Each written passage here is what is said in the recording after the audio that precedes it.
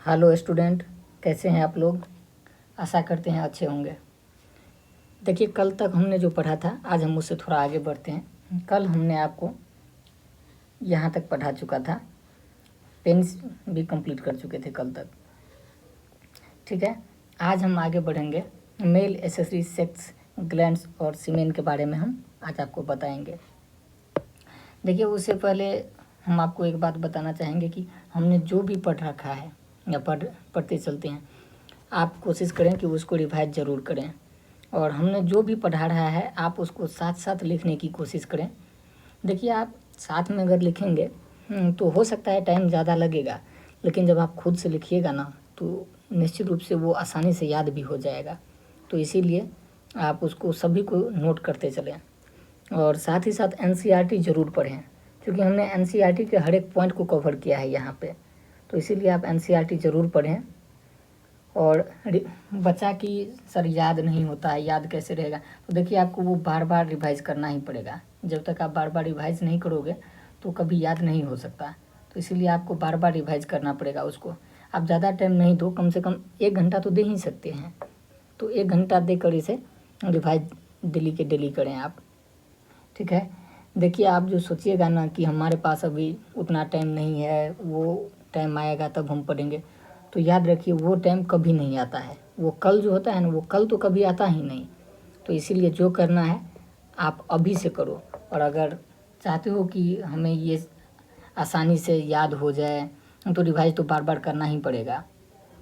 तो इसीलिए समय आपका है, आप उसका यूज कीजिए और अच्छे से यूज कीजिए और सही जगह पे यूज कीजिए। ठीक है, चलिए आज हम आगे बढ़ते हैं। सबसे पहले मेल एसेसरी सेक्स ग्लैंड्स के बारे में हम देखते हैं। तो मेल एसेसरी सेक्स ग्लैंड्स में आपको हम पहले बताए थे कि सेमिनल वेसिकल्स 1 पेयर है, पोस्ट्रेट ग्लैंड एक ही है, और बल्बो यूरेथ्रल ग्लैंड्स या कॉपर्स ग्लैंड्स होते हैं जो कि 1 पेयर है। देखिए, इस तीनों ग्लैंड्स जो होती है, इस तीनों के कुछ ना कुछ जो पदार्थ होती है उसको सेक्रेशन करती है।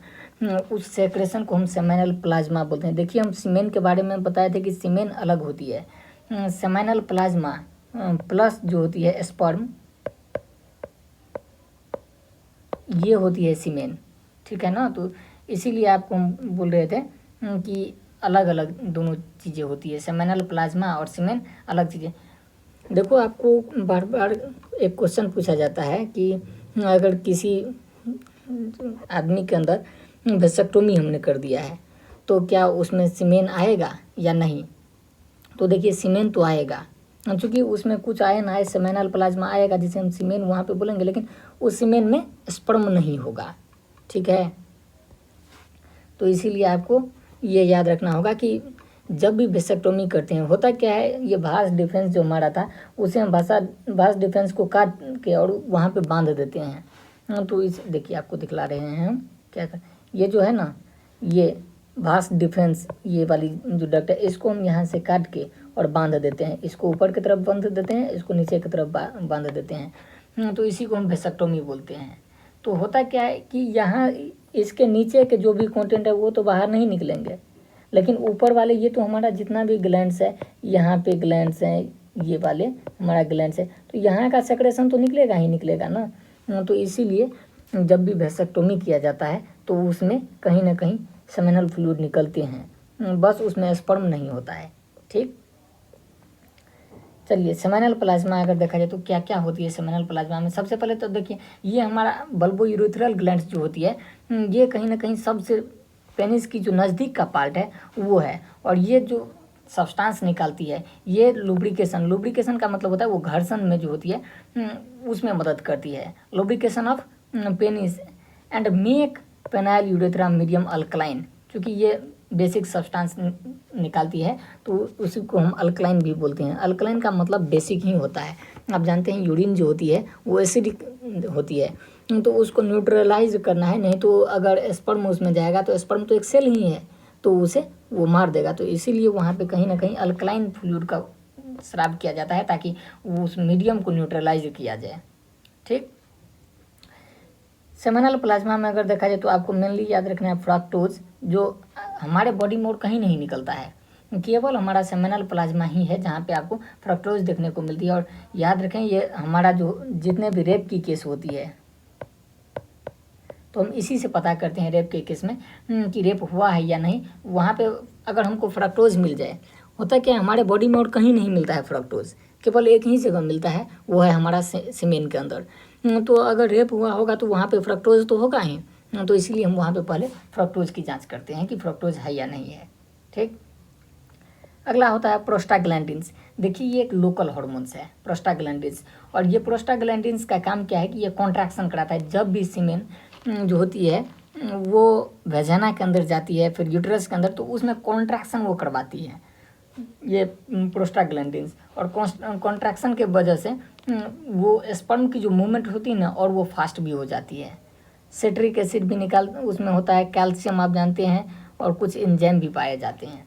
तो देखें सबसे पहले सेमिनल प्लाज्मा को। तो सेमिनल प्लाज्मा एक मिल्की, एक दूध के तरह, आप जो उसे देखोगे तो बिल्कुल वो एक दूध की तरह होता है। विस्कस, वो चिपचिपा होती है। विस्कस का मतलब चिपचिपा। अल्कलाइन होती है, अभी हम बताए थे कि अल्कलाइन होती है, वो होती है 7.5, उसका pH होती है। Ejaculated by male reproductive system during orgasm. Orgasm का मतलब आप लेके चलो कि सेक्स के दौरान। ठीक। Composed of secretion contributed bye epididymis. देखो इसमें एपिडिडाइमिस का भी सेक्रेशन होता है, सेमिनल वेसिकल्स, प्रोस्टेट ग्लैंड्स होती है, बल्बोयूरेथ्रल ग्लैंड्स होती है, सभी का सेक्रेशन को ही हम सेमिनल प्लाज्मा बोलते हैं। रिच इन फ्रक्टोज, हम अभी बताए थे कि फ्रक्टोज इसमें पाया जाता है। उसमें ये फ्रक्टोज कहीं ना कहीं किसके काम आता है, आपको याद होगा कि फ्रक्टोज जो है ये हमारा कार्बोहाइड्रेट ही तो है, तो ये कहीं ना कहीं एनर्जी की तरह यूज किया जाता है। ठीक है, आप पढ़ोगे, जब प्लांट फिजियोलॉजी पढ़े होंगे तो वहाँ पे क्रेब्स साइकिल सब पढ़े होंगे, तो वहाँ पे कहीं ना कहीं यूज होती है ग्लूकोज और फ्रक्टोज। तो ग्लूकोज फ्रक्टोज में जो होती है ना, तो ये भी एनर्जी की ही काम करती है। कैल्शियम होती है, सर्टेन एंजाइम्स होती है, और प्रोस्टाग्लैंडिन्स होती है। ठीक।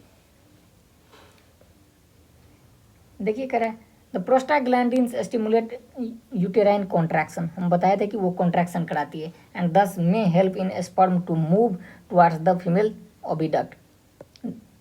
आपको हम अभी बताए थे कि वो फीमेल ओविडक्ट की तरफ स्पर्म की मूवमेंट करवाती है। कोई भी चीज़ की अगर कॉन्ट्रैक्शन होगा तो वो आगे की तरफ धकेलेगा। ठीक। वैसे फर्टिलाइजेशन टेक प्लेस, जहाँ पे फर्टिलाइजेशन होगा, आपको फर्टिलाइजेशन हम बताएंगे आगे भी कि कहाँ पे होती है। तो पहले बताते एम्पुला की जो रीजन होती है वहाँ पे फर्टिलाइजेशन होता है। प्रोस्टाग्लैंडिन से फॉर्म फ्रॉम आर्किडोनिक एसिड। जानते हैं आर्किडोनिक एसिड एक फैटी एसिड ही है, वो एसेंशियल फैटी एसिड के अंदर आता है, ये एक फैटी एसिड है, बस इतना आपको याद रखना है। प्रोस्टाग्लैंडिन सीमेन का लगभग 30% वॉल्यूम जो होती है वो बनाने का काम करता है। अल्कलाइन फ्लूइड देता है, ये हम अभी बताए थे। Protect sperm from harsh vaginal acid. देखो वेजिना के अंदर हम पढ़ेंगे कि वहाँ पे डोडरलिन बैक्टीरिया होती है। ठीक है, तो वो कहीं ना कहीं एसिडिक मीडियम बना देती है। वेजिना की जो पीएच होती है एसिडिक पीएच होती है, तो उस पीएच को न्यूट्रलाइज करने के लिए ये कहीं ना कहीं बेसिक अल्कलाइन मीडियम जो होती है वो निकालती है। सेमिनल वेसिकल्स जो होती है ये फूड यानी कि फ्रक्टोज, हम पहले बताए थे कि फूड जो होती है स्पर्म का वो एनर्जी के तौर पे जो यूज होता है वो निकालता है। और लगभग 60% जो होती है वॉल्यूम सीमेन का वो कहीं ना कहीं सेमिनल वेसिकल्स अकेले बनाता है।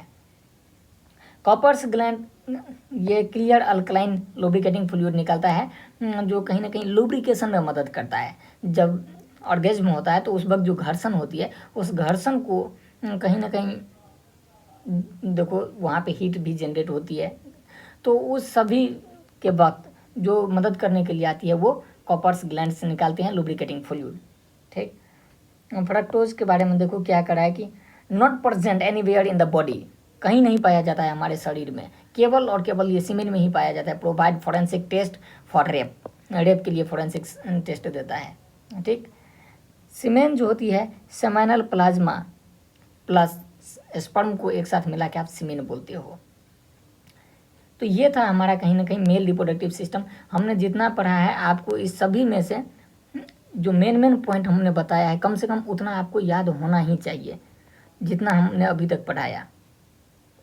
ठीक, तो आज हमारा ये मेल रिप्रोडक्टिव सिस्टम पूरे कंप्लीट हुआ। हालांकि मेल रिप्रोडक्टिव सिस्टम के अंदर जो गैमेटोजेनेसिस की प्रोसेस है वो हम आगे आपको बताएंगे कि मेल के अंदर जो स्पर्मेटोजेनेसिस होती है वो क्या होती है या नहीं होती है, उस सभी को हम बारे में बताएंगे। लेकिन हम चाह रहे हैं क्या कि आपको दोनों हम एक साथ पढ़ाएंगे ना, यानी स्पर्मेटोजेनेसिस और oogenesis, तो आपको समझने में आसानी होगी। तो इसीलिए हमने उसे एक साथ पढ़ाने की कोशिश किया है दूसरी जगह पे। अभी आप इसको याद रखना कि जो भी पढ़े हैं इसको रिवाइज करो, और बाकी हम अगले क्लास में देखते हैं कि फीमेल रिप्रोडक्टिव सिस्टम क्या है और उसके ऑर्गन। ठीक है, थैंक यू।